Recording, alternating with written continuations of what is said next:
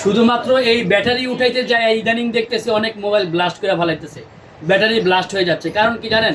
সামান্য ভুলের কারণে, সামান্য অসতর্ক থাকার কারণে।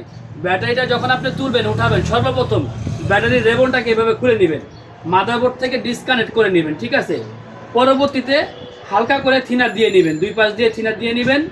থিনার দেওয়ার পরে এরকম একটা, এটা সবচাইতে ইম্পর্টেন্ট, এটা কিন্তু অনেকেই এটা বুঝে না, হেলা করে।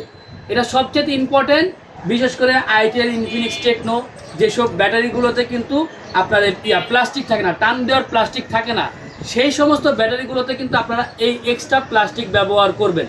এটা একদম নিরাপদ, 100% নিরাপদ। এটা কি করবেন আমি দেখাই দিচ্ছি।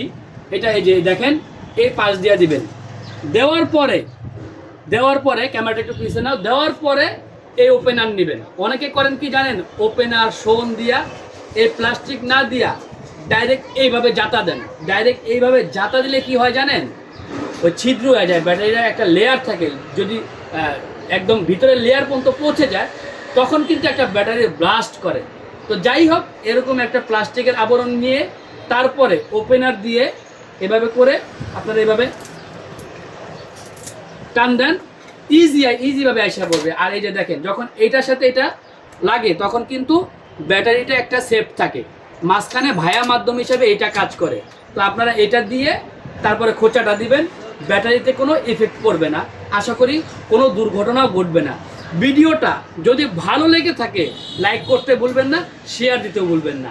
ধন্যবাদ আপনাদেরকে।